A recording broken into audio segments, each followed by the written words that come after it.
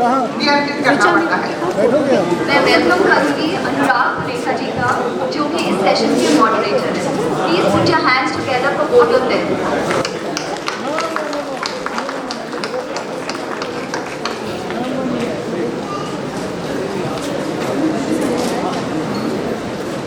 अलग सब हो गया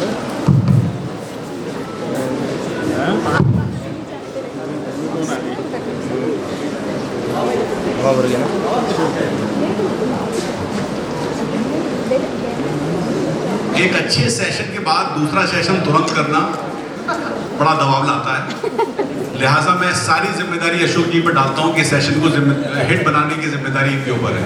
कितनी अच्छी कहानियां सुनाते हैं, कितने अच्छे अपने किस्से बताते हैं, ये जिम्मेदारी अशोक जी पर भी होगी। बहुत बहुत स्वागत अशोक जी आपका।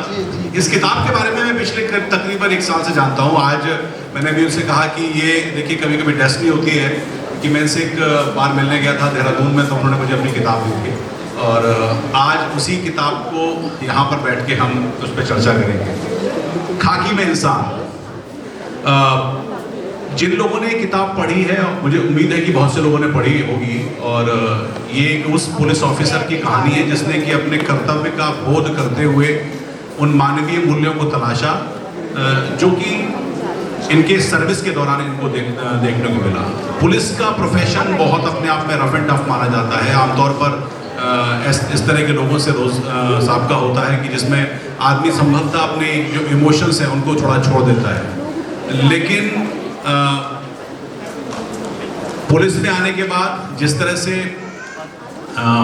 चीज़ों को देखा, केसों को सॉल्व किया, उस दौरान जो इन्होंने अपने अनुभव किए, उसकी पूरी बानगी है खाकी में इंसान। शुरुआत में आपसे करूँगा, हरियाणा में एक गांव में जन्म, प्रारंभिक शिक्षा वहाँ पर, फिर आईआईटी की शिक्षा, आईआईटी तक जाना, उसके बाद आईपीएस। हालांकि बीच में कलकत्ता में भी आपने कभी नौकरी करी थी। ये नौकरी नहीं थी, वो इंटर्नशिप थी। इंटर्नशिप थी, इंडस्ट्रियल ट्रेनिंग। अच्छा। तो ये किताब रिजल्ट किसका है, मतलब जो आपने संभवतः देखा है एक इंसान के तौर पर ये और कुछ सोसाइटी के लिए करने का। आपने एक जगह लिखा है कि अगर मैं पुलिस में आया और मैं दरअसल कुछ ऐसे आम इंसानों का भला नहीं कर पाया तो मेरा यहाँ पर आना बेकार है। ये किताब रिजल्ट क्या है? देखिए, 1 मिनट का आग्रह करूंगा रोककर, थोड़े से कुछ लोग अगर शांत हो जाएंगे तो हम इंटरेस्टिंग कहानी सुन पाएंगे। इसमें इंटरेस्टिंग कहानियां उत्तर प्रदेश के उन जिलों की भी है, इस तराई के इलाके की भी है। आज ये उत्तराखंड के अगर पुलिस महानिदेशक हैं तो, लेकिन एक पुलिस अधिकारी के तौर पर इसी इलाके में, जैसे तराई का इलाका कहा जाता है, यानी कि हल्द्वानी, रुद्रपुर, काशीपुर, जबकि यहाँ पर आतंकवाद चरम पर था, तो उस दौरान की बड़ी इंटरेस्टिंग कहानी है, वो भी आपको जानने में संभवतः जो लोग यहाँ पर उस दौर को जिन्होंने देखा होगा वो रिलेट कर पाएंगे। लिहाजा थोड़ा आग्रह है कि अगर शांति बनाए रखेंगे तो हम सुन पाएंगे। जी शुक्रिया। देखिए, इसकी बैकग्राउंड ये है कि सबसे पहला सवाल है कि मैं सिविल सर्विसेज में क्यों आया। तो मैं तो आईआईटी दिल्ली में पढ़ता था, इंजीनियरिंग की लाइन में जा रहा था, तो ऐसा क्या हुआ कि मैं पहले सिविल सर्विसेज में क्यों आया, और उसी से लिंक्ड है फिर ये किताब क्यों लिखी और इसका टाइटल भी। ठीक है, तो पहले तो मैं इसको यहाँ से शुरू करूँगा कि मैं आईआईटी में क्यों आया। आईआईटी में मैं सिर्फ इसलिए आया क्योंकि मैं मैथमेटिकली बहुत शार्प था, मेरे अच्छे नंबर आते थे मैथमेटिक्स में। तो टीचर्स ने कहा ये तो बड़ा ब्राइट स्टूडेंट है, इसको जाना चाहिए। सोसाइटी ने कहा, समाज ने कहा, आप भी देख लो, जितना 10th 11th 12th का बच्चा होता है उसको बेचारे को फ्यूचर का क्या पता, कौन सा कैरियर कैसा है, he knows almost 1% of it. तो हमारा समाज है जो हमें पुश करता है कि हमें आगे कैरियर किधर को चूज करना।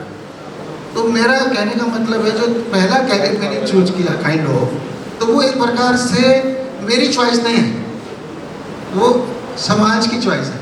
उन्होंने देखा लड़का ब्रिलियंट है, टीचर्स ने देखा, बाकी ने देखा लड़के की मैथमेटिकली बहुत अच्छा करता है, तो मैं इंजीनियरिंग साइड पकड़ा दी 11th 12th में। उसके बाद देखा ये आईआईटी और लोग एग्जाम दे रहे थे, मैंने भी दे दिया, मेरा सिलेक्शन हो गया। तो 3rd ईयर के बाद जब इंडस्ट्रियल ट्रेनिंग होती है, जिसको आजकल इंटर्नशिप कहते हैं, वो मैंने ऊषा फैंस कैलकाटा में की। हाँ, श्री राम ग्रुप की कंपनी, तब मुझे समझ आया इंजीनियरिंग है क्या। IIT तक नहीं समझ आया, तब क्लासेस होती थी, कुछ सब्जेक्ट मैथमेटिकल होते थे, मेरा A ग्रेड आता था। कुछ सब्जेक्ट थोड़े रट्टे वाले होते थे, जैसे प्रोडक्शन इंजीनियरिंग, उसमें मेरा C आ जाता था। तो मैं I ended up with 8.26 in IIT। तो वो वहाँ पे पता नहीं चलता आपको इंजीनियरिंग है क्या। तो इंजीनियरिंग को जब मैंने 2 महीना देखा कलकत्ता में, उसी दौरान थॉट आया, उसी समय समझ आया 9 से 5 कि क्या होती है इंजीनियरिंग। जैसे वो पंखा है, उषा फैंस के रोटर बनेगा, लेथ पे लगा होगा, कहीं तार वो बन रहा होगा। तो मैंने देखा यार ये मैकेनिकल ज़िंदगी मेरे लिए सही नहीं है। तो उससे मैंने ये डिसीजन निकाला कि भाई ये कहीं गलत जगह आ गया मैं। और मेरे को मतलब 2 महीना रोज का 8 घंटे 9 से 5 काटना मतलब मेरे लिए एक बड़ी चुनौती हो गया था। तो मैंने कहा 2 महीने तो मेरे से कट नहीं रहे, 8 घंटे मेरे से हो नहीं रहे, पूरी ज़िंदगी में इंजीनियरिंग में रहूँगा तो क्या करूँ। तो इसलिए मैंने वहाँ से लाइफ चेंज किया कि भाई सिविल सर्विसेज में जाना है, जहाँ लोगों की सर्विस का ज़्यादा अवसर हैं, लोगों की ज़िंदगी में ज़्यादा बड़े फ़र्क आप ला सकते हो, जहाँ आप जो है आपके करने का इम्पैक्ट भी सीधा दिखेगा लोगों में। तो ये जो है इस वजह से मैंने इंजीनियरिंग छोड़ के सिविल सर्विस का कैरियर चुना।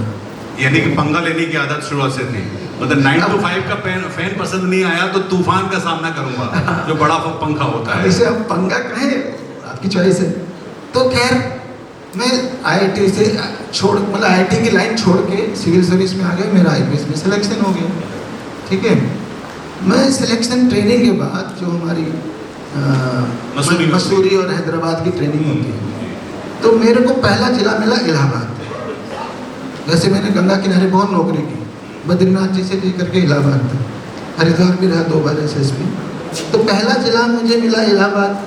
तो इलाहाबाद में पहुँचे तो पहले 6 महीने मैं बड़ी वाह में रहा कि मैं कहीं गलत जगह तो नहीं आ गया।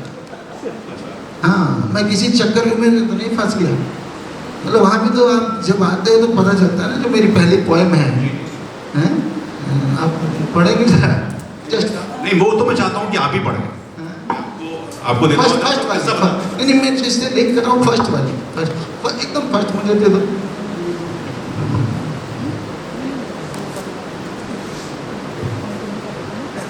ये कहती है, एक बंधी हुई लीक और सामंती मर्यादा के गोल गोल दायरे। एक बंधी हुई लीक और सामंती मर्यादा के गोल गोल दायरे, इन्हीं पर चलते हैं लोग, चलने की सीख देते हैं लोग आपको सब पावर सर्कल सब सिखा देते हैं ना। इन्हीं पर चलते हैं लोग, चलने की सीख देते हैं लोग।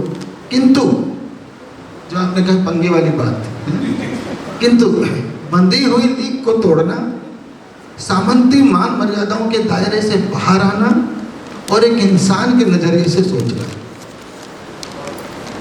ठीक है, बंधी हुई लीक को तोड़ना, सामंती मान मर्यादाओं के दायरे से बाहर आना और एक इंसान के नज़रिए से सोचना। मेरा कहना है कि पुलिस की वर्दी में होते हुए भी इंसान बने रहना इतना मुश्किल तो नहीं। तो ये इसका जो टाइटल है, तो मुझे उस पहले 6 महीने ये लगा कि मैं कहीं फंस तो नहीं गया इस चक्करियों में। मैं एक ऑप्शन छोड़ के आया था और दूसरी ऑप्शन भी मैंने जो सोचा था वो नहीं है। पता चला मैं इन्हीं सामंती मान मर्यादाओं के गोल गोल दायरे में घूमता रहूं और जो मैं सोचता था लोगों की सहायता करूंगा, सेवा करूंगा, हेल्प करूंगा, कुछ भी नहीं कर पाऊंगा।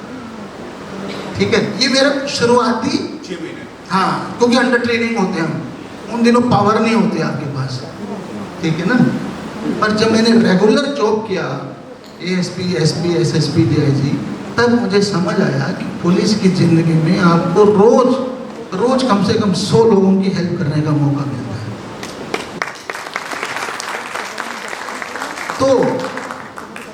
तो मुझे लगा, मैं अपनी डायरी में लिखता था, मेरी वाइफ अलकनंदा जी ने इसको पुस्तक में कन्वर्ट कराया, तो वहाँ से इसकी वो आई कि ये जो खाकी में इंसानियत है इसको भी बाहर लाना चाहिए। क्योंकि हम नेगेटिव तो बहुत है, पुलिस के ऊपर कमेंट्स बहुत कर सकते हैं, पुलिस को करते हैं लोग, नेगेटिविटी बहुत जुड़ी हुई है। क्या डायरी लिखने की आदत शुरुआत से थी या ये कंपाइलेशन या फिर अपने याद करके बाद में इन कहानियों को? एक मिनट, सतीश जी आए तो डिस्टर्ब हो गया थोड़ा। क्या पूछा? मेरा सवाल ये था कि आप तमाम घटनाओं को अपनी डायरी में लिखते रहते थे, फिर कभी बाद में उसको किताब की शक्ल देने का सोचा, या किस तरह से आपने उसको अंजाम दिया? मेरी आदत 10th से थी, 10th क्लास से मैं डायरी लिखता था। जब भी मुझे कुछ गहरा से फील होता था तो मैं उसको डायरी में लिख देता था। तो वो आदत बनी रही। पुलिस सर्विस में आके भी, पुलिस में टाइम कम मिलता है, किंतु जिस दिन मुझे कोई चीज़ बहुत ज़्यादा अंदर तक छू गई या पिंच कर गई, वो मैंने ज़रूर लिख दिया। तो ये उन्हीं डायरीज का संकलन है ये किताब, जो मेरे सेवा के पहले 20 साल हैं उन डायरीज का एक प्रकार से जो उसके बेस्ट वर्जन है वो इसमें डाल दिया। एक बड़ी इंटरेस्टिंग बात पता चली आपकी किताब का जो आमुख पढ़कर कि आईएएस और आईपीएस की कॉलोनियल सिस्टम था, लिहाजा आईएएस में अंग्रेज़ों ने जिस तरह से लोगों को भर्ती किया और आईपीएस में खासकर उस ज़माने में आईपी होता था तो उनका स्टैंडर्ड कम था। लेकिन अभी सबसे ज़्यादा लेखक और क्रिएटिव लोग पुलिस में हैं, मतलब लेखक के तौर पर कि ये आमुख में आप है कि, और फिर मैंने जब देखा आसपास में तो लगा कि हाँ ये बात सच है। ये वी.एन. राय साहब ने लिखा है, जो वो मेरे पहले एसएसपी भी थे, उन्होंने इसका आमुख लिखा। वो हिंदी वर्धा विश्वविद्यालय के वाइस चांसलर भी रहे। इसकी बैकग्राउंड में ये कहूँगा कि पुलिस की ज़िंदगी में हमें इमोशंस का जो रेंज देखने को मिलता है वो और कहीं असंभव है। मतलब इतने घृणित रूप भी देखने को मिलते हैं। मतलब आपने क्राइम देखा ही है जो अनइमेजिनेबल होता है कहीं कहीं, कि कोई ऐसा भी कर सकता है। अभी हाल ही में हुआ आपने देखा। तो इसलिए हम लोग को प्रतिदिन जो है डेली इमोशंस का एक बड़ा रेंज देखने को मिलता है। इसलिए देखिए जो कहानी है, कविता है, लेखन है, वो कहीं ना कहीं इमोशन से जुड़ा है। तो हम लोग को बहुत ज़्यादा स्कोप है लिखने का। अगर हम लिखना चाहे कोई भी पुलिस ऑफिसर तो उसके पास बहुत ज़्यादा स्कोप है, संभव है, इसलिए ज़्यादा लिखते हैं। मैं चाहता हूँ कि आप दरअसल अपना वो आपने बताया कि जो ओहापो थी और जब आप अंडर ट्रेनिंग के बाद आपको पहली बार चार्ज मिला तो आपने कितना शाहजहाँपुर का जिक्र किया है कि संभवतः पहली बार आपने किसी को एहसास किया। दर्शकों को अगर कुछ ऐसी कहानी बता पाएं जहाँ पर आपको ये सेंस आया कि एज ए पुलिस ऑफिसर मैं कुछ कर पाया लीग से हटकर, जहाँ पर उस व्यक्ति को संभवतः न्याय की आस खत्म हो चुकी थी। देखिए वो तो मैंने कहा कि हर रोज़ हम कम से कम 100 लोगों की मदद करते हैं। और मैंने जो इसमें पहली कहानी चुनी है जी जी, वो मैंने एक स्पेशल कहानी, तो उसका मैं कहीं ना कहीं जो आप शाहजहाँपुर की बात कर रहे हैं मैं सुनाना चाहूँगा। जी मतलब ये शाहजहाँपुर की कहानी 97 की। I was SP Shahjahanpur. तो एक महिला आई मेरे पास, करीब 25 साल की एज थी और वो लेबर क्लास से थी। उसने कहा कि सर मुझे आपसे कुछ 5 मिनट का टाइम चाहिए। क्यों नहीं, बताइए, हम तो इसीलिए बैठे। तो उसका ये था कि साहब मेरे साथ गैंगरेप हुआ। गैंगरेप कैसे हुआ कि हमारे गांव में चुनाव थे, सरपंच वाले, प्रधानी वाले। उसमें लोग हमसे वोट मांगने आए, हमारे परिवार ने वोट नहीं दिया। उसके परिवार में सिर्फ 3 लोग थे, वो, उसका हस्बैंड और ससुर। उसका हस्बैंड कोई मिस्त्री था, जैसे हाँ जो मकान बनाने वाले मिस्त्री बनाने वाले।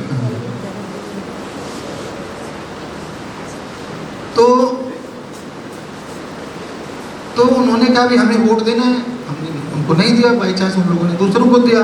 तो बाद में उनको पता चल गया कि इस परिवार ने हमें वोट नहीं दिया। जब वो इलेक्ट हो गए उसके बाद 4 लोग आए, दरवाज़ा बंद किया और हस्बैंड और फादर इन लॉ के सामने ही उसको गैंगरेप किया, जिस लेडी को। उसके बाद जाते जाते धमकी दे गए कि तुम लोगों ने देख लिया, तुमने हमारी बात नहीं सुनने का मज़ा, तो अगर अब तुमने हिम्मत करी पुलिस में जाने की तो फिर आगे का मज़ा देखना। तो हस्बैंड और ससुर तो डर गए, पर ये महिला थी थोड़ी स्ट्रॉन्ग, गैरत वाली। तो उसने कहा नहीं, मैं तो जरूर रिपोर्ट लिखाऊंगा।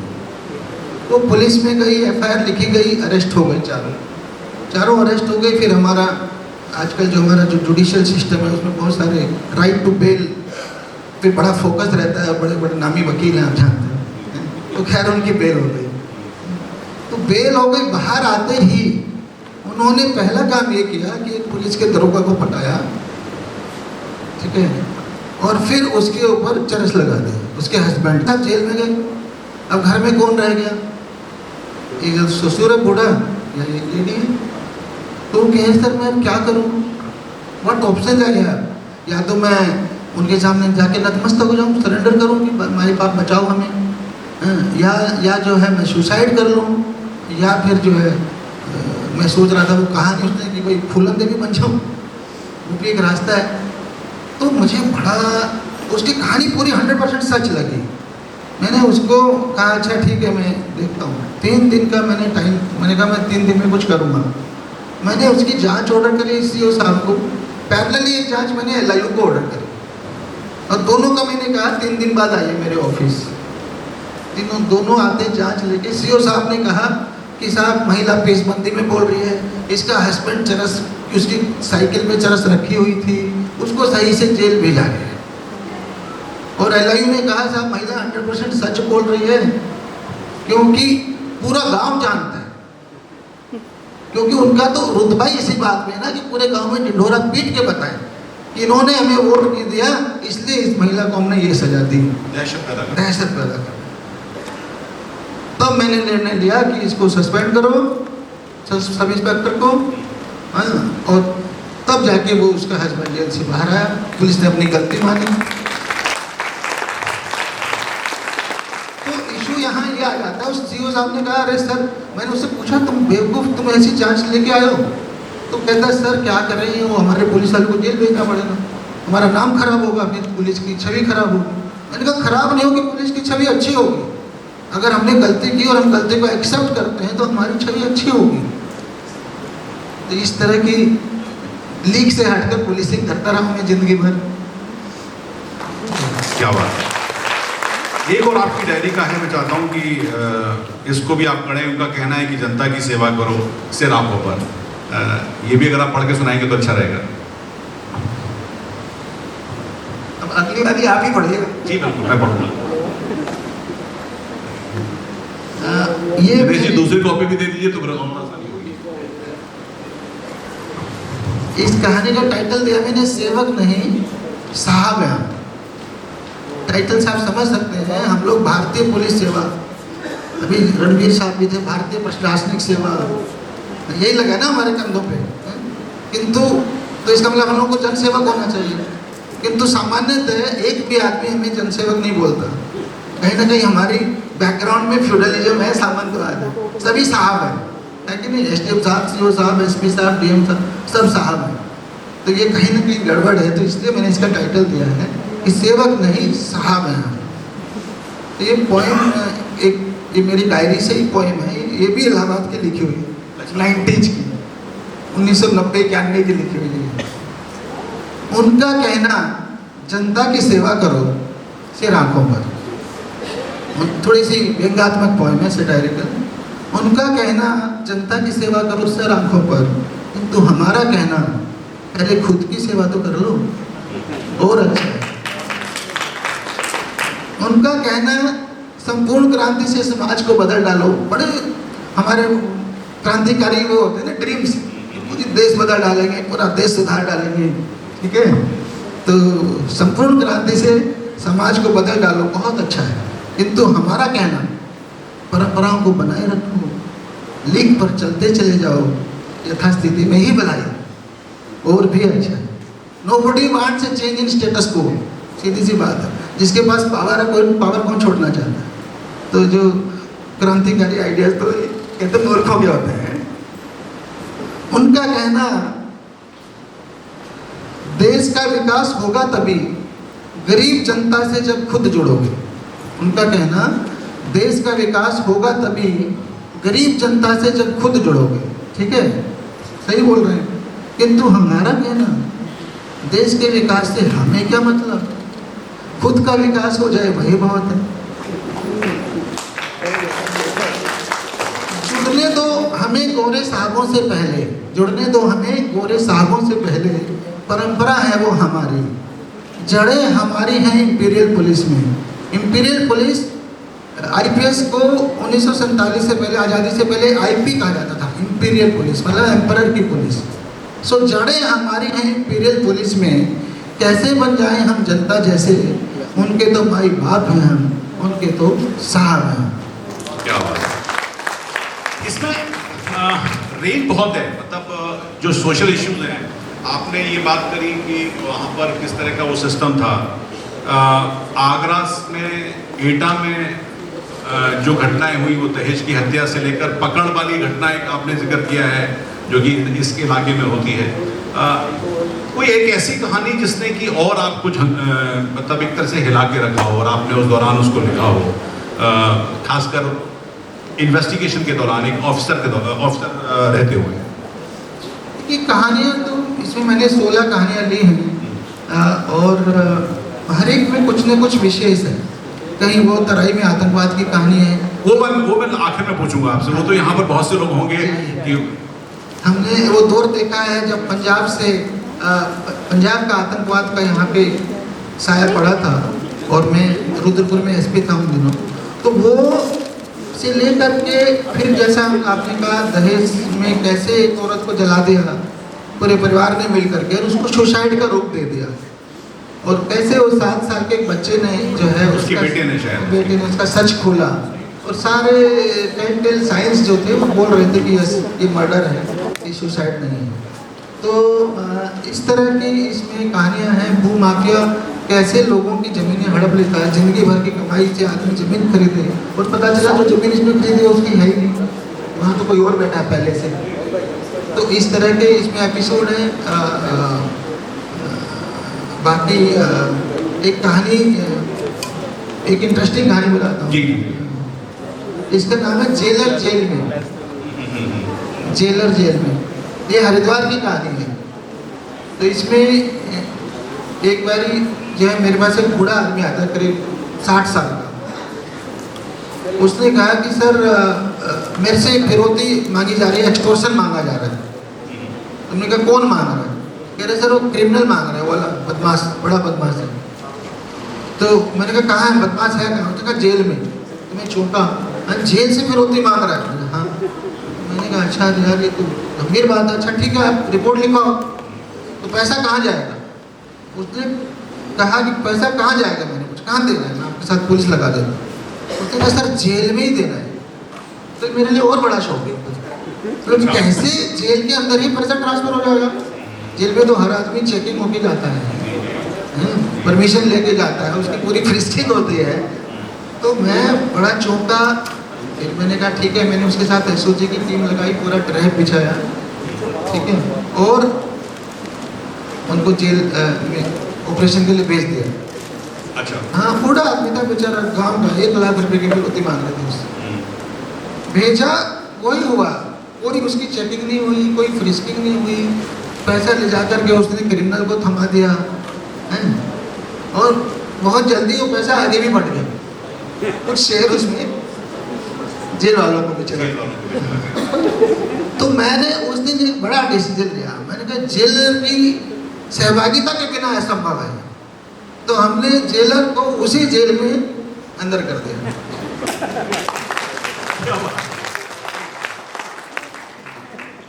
क्या बात है। एक आपने अभी बड़ी अच्छी बात कही कि जो खासकर जिस पर आपने सैटायर वाली कविता लिखी कि साहब हैं। एक और इंटरेस्टिंग किस्सा आपने लिखा है अपने साथ में कि जब आप मसूरी गए और वो ट्रेनिंग होती है, उस दौरान आईपीएस और आईएएस के बीच भी एक तरह का टसल चलता है, उसका भी जिक्र किया है। मेरा सवाल इसमें यह है कि क्या इतने सालों में जो अब लोग आते हैं या अब आप इतना सर्विस करने के बाद ये थोड़ा मानसिकता बदली है जो सिविल सर्विस में अब लोग हैं कि वो साहब हैं? नहीं, मैंने पहले तो उसमें टसल का वहाँ कोई जिक्र नहीं किया। एक आपने कहा ना कि किसी एक अधिकारी ने कहा था कि नहीं यार ये सिस्टम बदलने की बात मत करो, we are here to rule, we are here to. वो उसमें आईएएस वर्सेस आईपीएस कुछ नहीं, उसमें सारे सिविल सर्वेंट्स पे कमेंट है। अच्छा, ओके। कि मैं तो बड़ी सारे सेवा के सपने लेकर के आया था, ठीक है ना। कहीं आप इसलिए तो नहीं करें कि सामने एक आईएएस अधिकारी बैठे हुए हैं? ऐसा कोई, हम लोग बहुत पुराने हुए हैं, अच्छे। तो वो मेरे लिए शॉकिंग ये था कि जब पहली ट्रेनिंग हमारी मसूरी में होती है जिसमें सारे कॉमन होते हैं, IAS IPS income tax forest वाले सब एक साथ होते हैं, और उसके बाद अपने अपने एकेडमी में, तो पुलिस एकेडमी हैदराबाद है। तो जब शुरू वाली एकेडमी में हम गए मसूरी, तो आई थॉट कि सब मेरी तरह आए होंगे, जैसे मैं इंजीनियरिंग छोड़ के आया हूँ, तो और इंटरव्यू में बड़े बड़े आपको आइडियाज पेश करने पड़ते हैं ना कि बड़ी आप देश सेवा की टीम से आए। तो उसने शुरुआती पहले हफ्ते में ही एक बंदे ने बोल दिया, अरे यार क्या बेकार की बात कर रहे हो, सब तो इंटरव्यू बोलने के लिए होता है। इंटरव्यू तब मेरे को शॉकिंग लगा कि भाई हम तो फालतू में इतने आदर्शवादी बन के आ रहे हैं, यहाँ तो 90% लोग तो दूसरे ही पर्पज से आए हैं। लेकिन अब क्या ये भाव बदला है या अभी भी भाव वैसा ही रहता है? मेरा सवाल ये था। मुश्किल ही है, मतलब ये होता है ऑनेस्ट आंसर, ठीक बात है। चलिए, मतलब मैं ओवरऑल असेसमेंट बताऊं, 20% लोग बहुत अच्छे लेवल पे होते हैं जी। और 20% लेवल ऐसे होते हैं जो कभी नहीं सुधरेंगे, और 60% लोग ना हवा का भाव देते हैं। अच्छा, जिधर हवा बहती है उधर चले जाते। चलिए, इसमें बहुत सी बातें। तो अब आते हैं यहाँ पर, चूंकि आपने इसका जिक्र कर दिया था और चूंकि हम हल्द्वानी में हैं और यहाँ पर जब आपकी पहली पोस्टिंग हुई थी वो दौर बड़ा वो था, और उसमें बड़े आपने विस्तार से इस किताब में लिखा है कि जब आप पहली बार बरेली उतरे तो आपको जो पुलिस का अमला लेने के लिए आया था वो बहुत बड़ा था, आपको शौक लगा था। और उस दौरान यहाँ पर जितने खालिस्तान लिबरेशन फोर्स के जो लोग थे उसकी कुछ कहानी अगर हमारे यहाँ पर बैठे लोगों को बताएं, क्योंकि वो दौर अलग था और आज का दौर अलग है। संभवतः बहुत से यंगस्टर्स को वो याद भी नहीं होगा। मैं इलाहाबाद से फर्स्ट प्रमोशन पे रुद्रपुर आया था, किंतु हमारे पोस्टिंग ऑर्डर में एडिशनल एसपी नैनीताल लिखा था, रुद्रपुर नहीं था। तो अच्छा। मुझे आइडिया नहीं था कि मुझे रुद्रपुर जाना है, तो मुझे तो ये था कि नैनीताल जाएंगे, अच्छी जगह है, गर्मियों के दिन थे, मई जून में पोस्टिंग हुई थी वो। अच्छा अच्छा। हाँ, तो मैंने कहा बहुत अच्छी जगह जा रहे हैं। तो हम लोग नैनीताल के डायरेक्ट ट्रेन तो है नहीं, इलाहाबाद से तो बरेली में उतरे, जो मेरे ख्याल से नौचंदी या कौन सी होती थी, लिंक एक्सप्रेस होती थी। Link express. तो बरेली में उतरे, देखा पूरी एक प्लाटून पीएसी। मैंने कहा यार ये एसपी को लेने के लिए आज तक तो हमने एक गनर आता है, एक प्लाटून पीएसी क्या कर रही है। तब पता चला कि हाँ तो भयंकर वाला आतंकवाद था उन दिनों। इसलिए वो एसपी जो है बिना एक प्लाटून पीएसी आगे पीछे लिए चलते ही नहीं थे। ओके। हाँ जी। तो और उससे जिस दिन मेरी पोस्टिंग हुई उस दिन एक दिन पहले बाजपुर में एनकाउंटर हुआ था। 4 आतंकवादी जो है गन्ने के खेत में ट्रैक हुए थे, और गोलियां चली, फिर घेरा डला, घेरा रात भर पड़ा रहा। अर्ली मॉर्निंग 5 बजे टेररिस्टों ने एक चांस लिया कि नहीं तो अगला दिन फिर शुरू हो जाएगा तो बचेंगे नहीं। उन्होंने एक बर्स्ट फायर मार के भाग गए, और उसमें 2 पुलिस वाले मर गए। तो ये हुआ क्या, इतनी 1000 पुलिस पड़ी थी वहाँ, उनको 4 टेररिस्टों को नहीं मार, तो उनको सारे एसपी एसएसपी सब ट्रांसफर हो गए। उसी ट्रांसफर में मैं अंदर आ गया। अच्छा। ठीक है, इलाहाबाद से। तब मुझे पता चला कि भाई ये बड़ा टेररिस्ट इन्फेक्टेड एरिया है, और फिर हमने पूरा 1 साल इसी पे काम किया। उसमें सबसे बड़ी बात जो टेक अवे कि जो मैंने सबसे बड़ी कमी देखी, जो हम लोग को सूचना में गैप होता था कि भाई आतंकवादी किसी कहीं उन्होंने शरण ली किसी के घर में, किसी गन्ने के खेत में, 2 दिन बाद 4 दिन बाद पता चलेगा वहाँ छुपे थे, तब तक वो आगे चले गए। ठीक है।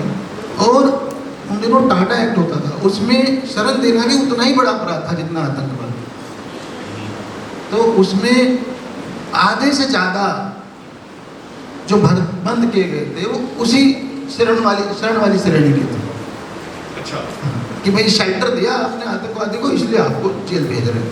तो मेरा ये कहना भाई, कोई AK-47 के दम की नोक के आगे किसकी हिम्मत है जो खाना नहीं देगा। मनसेरा जी भी थे उन दिनों, ये भी बड़े पत्रकार थे, मतलब ठीक है, अभी भी हैं। तो भाई ये सच्ची बात है, अगर आपके घर में कोई आ जाए AK-47 उनके पास है तो आप खाना कैसे नहीं दोगे, या आपको छुपने की जगह। तो मैंने पब्लिक मंच से डिक्लेयर किया कि हम इनको बिल्कुल बंद नहीं करें। अच्छा। हाँ, तो जनता मेरे साथ आने लगी, सूचना का टाइम गैप हमारा बढ़ गया। ठीक है ना, उनको हमारे पर क्रेडिबिलिटी बढ़ी, हमारी विश्वसनीयता बढ़ी।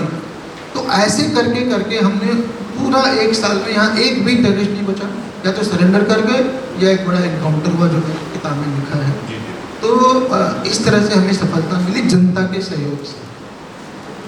और हमने ये किया कि एक भी आदमी को गलत नहीं बनता। और ओवरऑल आप जो आज लोग ये किताब पढ़ेंगे तो देखेंगे कि आतंकवाद ने किसी को कुछ नहीं दिया। चाहे वो करीब 100 मुकदमे लिखे गए थे, 300 लोग मारे गए थे। यहाँ की 84 to 94 10 साल की हिस्ट्री थी तराई की, तराई का डाटा बता रहा हूँ। और उसमें 30 पुलिस वाले थे 300 में से, और इससे ज़्यादा आतंकवादी भी होंगे। तो फायदा किसको हुआ? आतंकवादी परेशान, उनके परिवार परेशान, पुलिस वाले परेशान, उनके परिवार परेशान, पूरी पब्लिक परेशान। जिस दिन में आया था 5 बजे के बाद बाजार नहीं खुलता था, सब घर के अंदर। और मैंने कहा एसपी एक प्लेटून से कम नहीं चलता था। सबसे पहले मैंने वो प्लेटिंग छोड़ी। मैंने कहा अगर ये मेरे साथ चलेगी तो लोगों में तो विश्वास बिल्कुल ही नहीं रहेगा। ये सिक्योरिटी का माहौल ही नहीं है इसका मतलब। एसपी को एक प्लेटून लेके चलना पड़ता तो आम आदमी कहाँ सिक्योर फील करे। तो ये बहुत सारे स्टेप्स लिए हमने, और लकीली जो है लोगों के सहयोग से आतंकवाद को यहाँ खत्म किया। डिपार्टमेंट के अंदर से सहयोग रहा या उसके लिए भी कुछ ढूंढना पड़ा? खासकर जो एक आमतौर पर एक चलताऊ वाला एटीट्यूड होता है, या जो एक परंपरा होती है, उसमें कुछ चीज़ें बदलना आमतौर पर वो कठिन रहा या उसका रेजिस्टेंस झेलना पड़ा? देखिए, डिपार्टमेंट की अगर बात करें, पुलिस वाले भी हमारे साथी हैं यहाँ 10-20। डिपार्टमेंट बहुत अच्छे काम भी करता है। इसीलिए मैंने किताब लिखने की ज़रूरत पड़ी कि खाकी में इंसान भी हैं। हम भी इंसान हैं। कल तक मैं IITian था, आज मैं IPS हो गया, तो मैं बदल थोड़ी गया, मैं तो वही हूँ। तो लोगों को डाउट रहता है। तो ये प्रॉब्लम क्या है कि पुलिस बहुत अच्छे काम करती है, किंतु हमारे बीच ही 1-2-5% कुछ ऐसे लोग भी हैं जो बहक जाते हैं और जो सही काम नहीं करते। उससे हमारी छवि खराब होती चली जाती है। तो उनको सुधारना आसान काम नहीं है। बहुत टेढ़ी खीर है, आज भी उतनी टेढ़ी है। एक कविता थोड़ा रेलेवेंट है और पत्रकारों के हिसाब से रेलेवेंट। हाँ, आप बताएं। मैं बस उसी में कह रहा हूँ कि जब आप अच्छा और सही काम करते हो, ऑनेस्ट काम करते हो, तो जो मैंने देखा आदमी, फिल्में आपने बहुत देखी होगी, बहुत सारा पॉलिटिशियंस पे इस पे उस पे दबाव आता है, ये आता, बहुत दिखाया जा रहा है फिल्मों में, किंतु किसी ने एक बात नहीं दिखाई, और वो मैं सबसे बड़ी मानता हूँ। हमें सबसे ज़्यादा चैलेंज पता कहाँ से आता है? हमारे वो पुलिस वाले जो करप्ट हैं, जो बेईमान हैं, वो मुझे सबसे ज़्यादा चैलेंज देते हैं।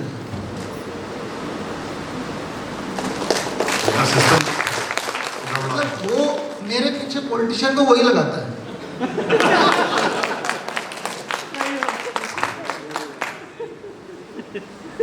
क्या बात। अब मेरा सवाल इसमें था आपकी इस कविता को लेके, जून 86 की आपकी है, और ये पत्रकार के हिसाब से ठीक है, मेरे लिए ठीक है, बुद्धिजीवियों पर जो आपकी टिप्पणी है, ये आज के हिसाब से भी ठीक है। किस पर लिखी थी आपने? पढ़ देता हूं मैं। आज के तथाकथित बुद्धिजीवियों की आत्मा जैसे मर गई है, रह गई है सिर्फ राख बाकी। इन मरी हुई आत्माओं वाली आधुनिकता के नाम पर चलती फिरती मशीनों को करते हुए मानवता की हत्या देखता रहता हूं मैं नितांत अकेला। ये किसको मतलब क्या भाव था, और ये किस पर आपने लिखी थी? इसके पीछे दोनों IIT और IPS के जो इंटेलेक्चुअल्स हैं, कहीं ना कहीं उन्हीं पे कमेंट है कि उन दिनों IIT के लोग सब विदेश भागने में लगे रहते थे, देश में सेवा करने की कोई सोचता नहीं था। तो उस टाइप की बैकग्राउंड में है कि सिर्फ पैसा पैसा पैसा दिख रहा है सबको, और ह्यूमैनिटी नहीं दिख रही है। तो इसलिए देखते हुए मानवता की हत्या देखता रहता हूँ मैं, करते हुए मानवता की हत्या देखते रहता हूँ मैं नितांत। ये उस दौर में था जब लोग ज्यादातर विदेश जाना चाहते थे, खासकर IIT। यस, हम तो उन दिनों तो 80% आदमी विदेश से बाहर भागना चाहते हैं। अब उल्टा हो गया। जी। अब वापिस भी आना चाहते हैं। अब हम डेवलप्ड होते जा रहे हैं। पिछली बार दिनेश जी ने कहा था कि कुछ क्वेश्चन जनता की तरफ से हैं, तो अगर कुछ लोग पूछना चाहते हैं, देखिए। अरे वाह। Yes madam. जी। हाँ, ओके।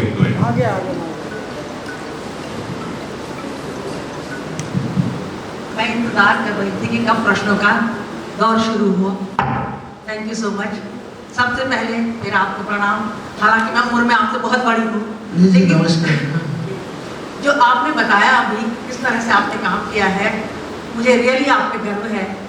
और अधिकतर हम ये सुनते हैं कि जिस तरह से आपने काम किया है संभव नहीं है। मेरा बेटा भी IIT दिल्ली से पढ़ा है, लेकिन मैं उसके साथ कर रही थी।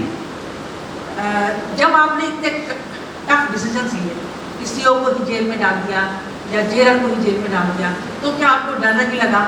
और आपका परिवार, क्योंकि आपकी पत्नी है, आपके बच्चे हैं, अधिकतर क्या होता है कि आप अपने परिवार की जो सुरक्षा होती है उसके डर से भी कई बार ऐसे डिसीजन नहीं ले पाते हैं।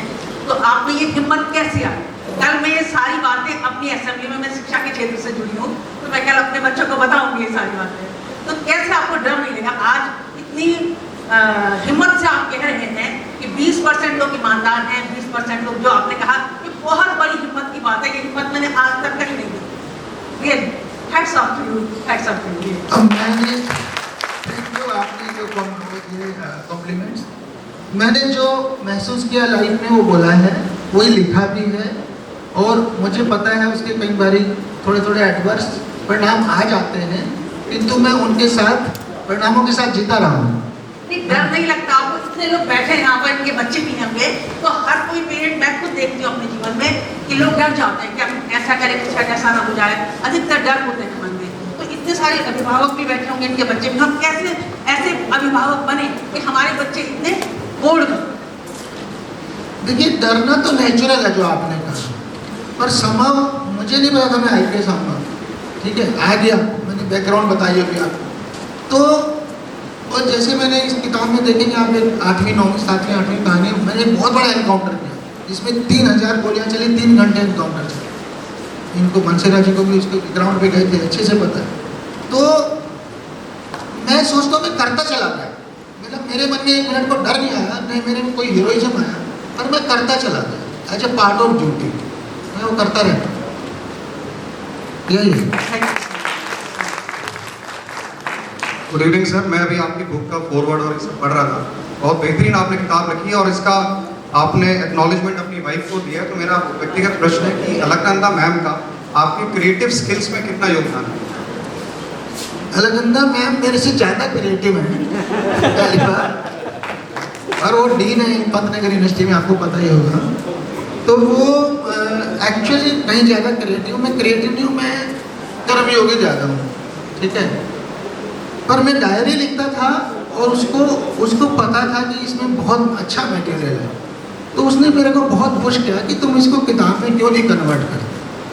और मैं हेजिटेट करता था, इसलिए मैंने को-ऑथर लिया। अगर आपने देखा हो तो लोकेश ओरिजिस में को-ऑथर है, वो हिंदुस्तान टाइम्स में लिखते थे पहले, ठीक है। तो इसीलिए मैंने को-ऑथर लिया कि मेरी किताब कहीं बेकार की चीज़ ना हो जाए, कोई स्टैंडर्ड चीज़ बने। और सर आपने एक बोल्ड डिसीजन और भी लिया, आपकी बेटी जो कुहू है वो इंटरनेशनल बैडमिंटन प्लेयर है, तो बीइंग एन आइडियल पेरेंट आपने कन्वेंशनल IIT और जो जैसे हमारे चौहान साहब भी कह रहे थे कि जो हमारे यहाँ कन्वेंशनल 2 करियर होते हैं, इंजीनियरिंग और मेडिकल, तो आपने अपनी बेटी को स्पोर्ट्स में कैसे प्रोपेल किया? मतलब उसका जो एप्टीट्यूड था, उसके एप्टीट्यूड और एम को आपने कैसे प्रोपेल किया? देखिए, वो तो मैं बैडमिंटन का स्टेट प्रेसिडेंट था, नेशनल का वाइस प्रेसिडेंट था, हम लोगों ने नेशनल चैंपियनशिप कराई देहरादून में, साइना नेहवाल, गोपीचंद आए थे, प्रॉब्ली वो वहाँ से इन्फ्लुएंस हो गई। पर मैंने उसको कहा कि भाई स्पोर्ट्स में फुल फ्लेजेड कैरियर है, क्यों नहीं? हम लोग क्यों ऐसा सोचते हैं कि खाली IAS IPS ही कैरियर है या खाली IIT और मेडिकल और इंजीनियरिंग ही कैरियर है। आप देखो, आप सचिन तेंदुलकर, नीरज चोपड़ा को कहाँ हैं? तो स्पोर्ट्स को हमें एज ए कैरियर लेंगे ना, उस दिन देश 100 गोल्ड मेडल पे जाएगा ओलंपिक्स में। लेकिन इस कहानी में कुछ थोड़ी सी कमी लग रही है, जो चौहान साहब ने बताया वैसा कुछ रस नहीं है इसमें। इश्क की कहानी आपने थोड़ा नहीं लिखी है, या कुछ ऐसी बता दीजिए जो इसकी इंस्पिरेशन के पीछे वो क्या रहा होगा जिसकी वजह से ये कदम उठाने को मिला। ये लेखक हैं आप बड़े, जी जी पालवी जी, इनकी सुनिए। सर मैं ये निवेदन करना चाहता था कि थोड़ा पास ला दिए माइक को। 2009 में आपकी ये पुस्तक आई थी, खाकी में इंसान। जी जी। तो हम लोग ये उम्मीद कर रहे थे, मेरे जैसे बहुत सारे पाठक, कि इस तरह के अनुभवों को लेकर के आपकी कोई और पुस्तक अवश्य आएगी। और 13 साल हो गए उस इंतजार को, तो ये वनवास दूर होना चाहिए। तो मैडम ने बोला ना, मैडम ने बोला आपको डर नहीं लगता, जब आप ऊंचे उठते जाते तो थोड़ा पता चलता है कि भाई कुछ ज़्यादा बोल्ड नहीं लिखने के, कई बार नेगेटिव इम्पैक्ट भी हो जाता है। शायद रिटायरमेंट के बाद लिखूंगा।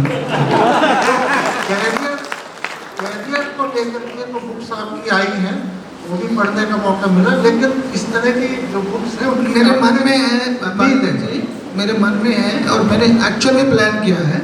मैं रिटायरमेंट के बाद एक जरूर लिखूंगा। तो मतलब अभी डर की वजह से नहीं लिख रहे हैं या समय भी नहीं मिल रहा है इसकी वजह से नहीं मिल रहा है? क्योंकि अभी भी आप बहुत सी कहानियां तो अभी भी आती होंगी उत्तराखंड के डीजीपी के तौर पर, और खासकर भी कोरोना के दौरान आप लोगों का बड़ा अच्छा काम रहा था, तो क्या इसमें कहानियां? कोरोना पे मैं लिख रहा हूँ, कोरोना पे मेरा काम हो रहा है, क्योंकि जो हमने मिशन हौसला चलाया था काफ़ी काम हुआ उसमें, परंतु जैसे मैंने कहा समय मेरे पास कम रहता तो उसमें भी मेरे साथ को ऑथर है, तो वो किताब मैं लिख रहा हूँ जी।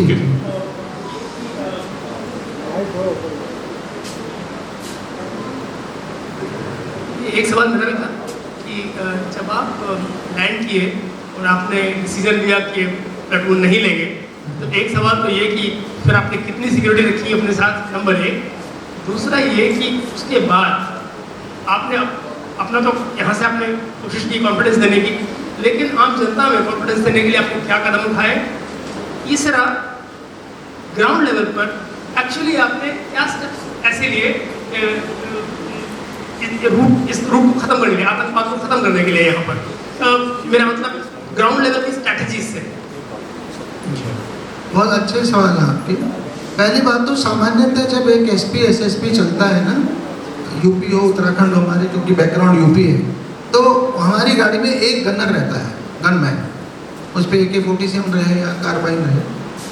तो हमने इसके एडिशनल क्या रखा था, एक तो मेरी AK-47 मेरे पास रहती थी, मेरी गाड़ी में बगल की सीट, बगल पे साइड वाले इसमें, और मेरे बेडरूम में भी रहते थे, हमेशा 24 घंटे साथ रहती थी, जाने कहाँ से क्या आ जाए।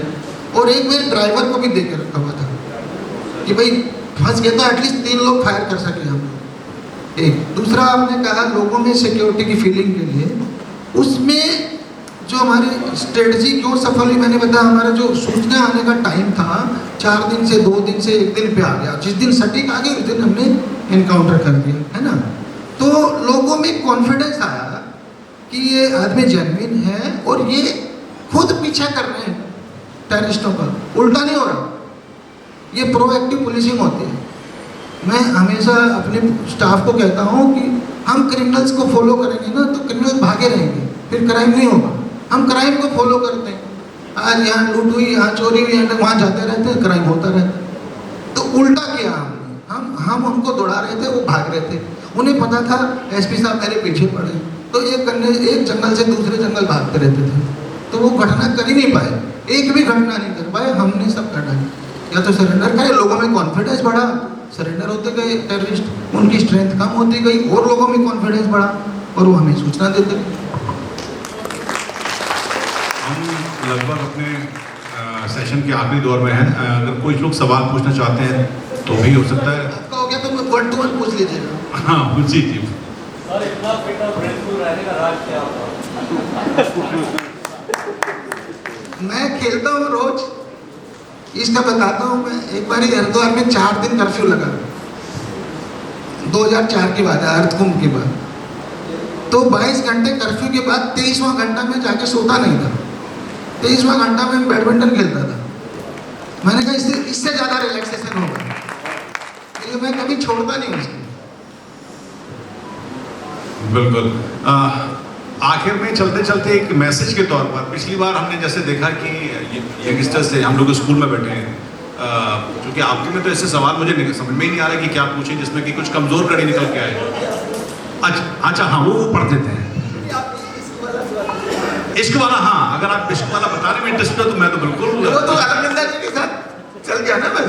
कैसे मुलाकात हुई थी? वही उसी के साथ खत्म हो गया, इसलिए आगे बताओ। ये तो छोटी सी प्रेम कहानी लग रही है, मतलब ये तो भाई उसकी कहानी ना। अच्छा, उसका रिजल्ट है मर्डर, डकैती, लूट, बलात्कार और आतंकवाद की कहानी। इसमें इसको जगह कहाँ है?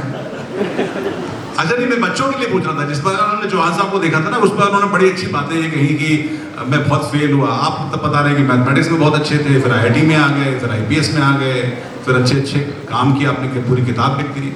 इसमें कमजोर कड़ी नजर नहीं आ रही है जिससे कि बच्चे कुछ इंस्पिरेशन ले सकें। एक बच्चों के लिए आप क्या बताना चाहेंगे एक सफल करियर बिताने के बाद? बच्चों के लिए बताने को बहुत है। मेरे अभी बेंगलोर के कमिश्नर थे भास्कर राव, ठीक है, मेरे से 1 साल ही जूनियर है भास्कर राव। मेरे साथ एक कोर्स के 15 दिन का MCTP बोलते हैं, तो उन्होंने मुझे एक बड़ी इंटरेस्टिंग बात बताई, वो सभी बच्चों के लिए बहुत इम्पोर्टेंट है। उसने कहा कि सर मैं 8वीं क्लास में फेल हो गया था, and I could not believe कि 8वीं में फेल होने वाला बच्चा IPS क्लियर कर लेगा। तो उसने कहा सर सच है। तो मैंने पूछा कैसे हुआ?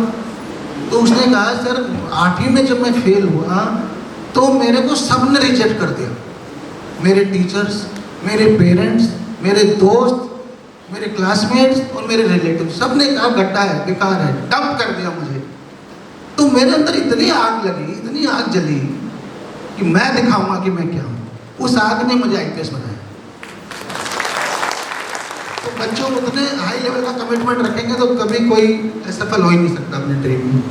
चलिए इस तरह का कमिटमेंट रखें और उम्मीद कि आप अपना नया वर्जन वो कोरोना का हो या फिर अब आपने तो कहा है कि उसके साथ में फिर अपनी और कहानियां मैं बाद में लेकर आऊँगा, लेकिन आपकी कहानियाँ हैं। खाकी में इंसान यकीनी तौर पर खाकी के उस इमेज को बदलने में सफल रही है और ऐसा मुझे उम्मीद है, और आगे आने वाले समय में भी अगर आप ऐसी कहानी लिखेंगे। आपको बहुत बहुत धन्यवाद और यहाँ समय निकालने के लिए भी आपका आभार। बहुत बहुत शुक्रिया अनुराग जी और अशोक जी। मैं चाहूँगी कि 2 मिनट का वक्त और दीजिए, क्योंकि इतना बेहतरीन ये सत्र रहा है। अब समापन की ओर भी हम बढ़ रहे हैं, तो मैं चाहूँगी कि हमारी ओर से सम्मान आप। मैं चाहूँगी कि अशोक कुमार जी को सम्मानित करने के लिए रणधीर अरोड़ा जी और उमेश अग्रवाल जी स्टेज में आए।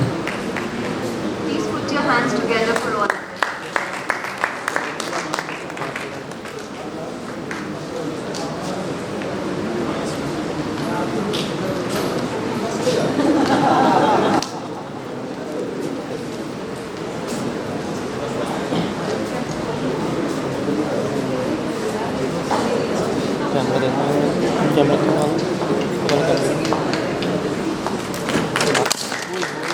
भाई आ जाओ, भाई अंदर आ जाओ यार। चाय पी तो मैं रख दो। कुछ बोलो।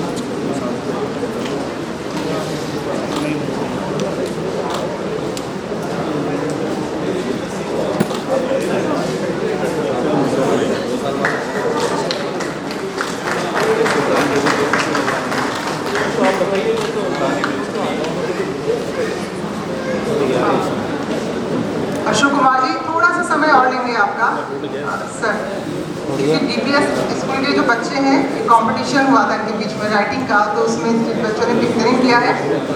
अगर आपके हाथों प्रमाण पत्र सर्टिफिकेट उनको मिले तो जाहिर सी बात है हौसला अफजाई होगी। तो नाम हम यहाँ पर चलेंगे। First Agrawal first position.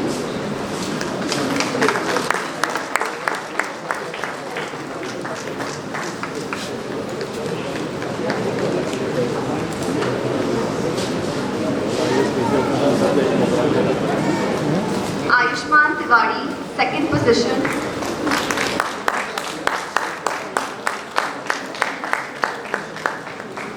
Aarna Rawat third position.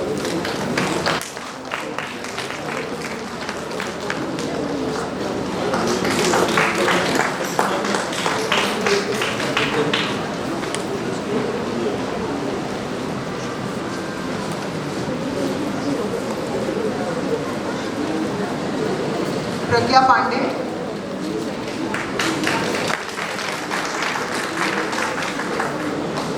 शिल्पी कुमार, प्रज्ञा पांडे और शिल्पी कुमार, विक्रांत शर्मा,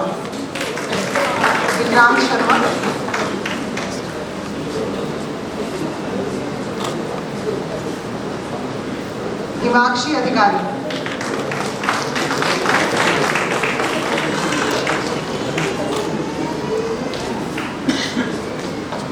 निशिका पपना,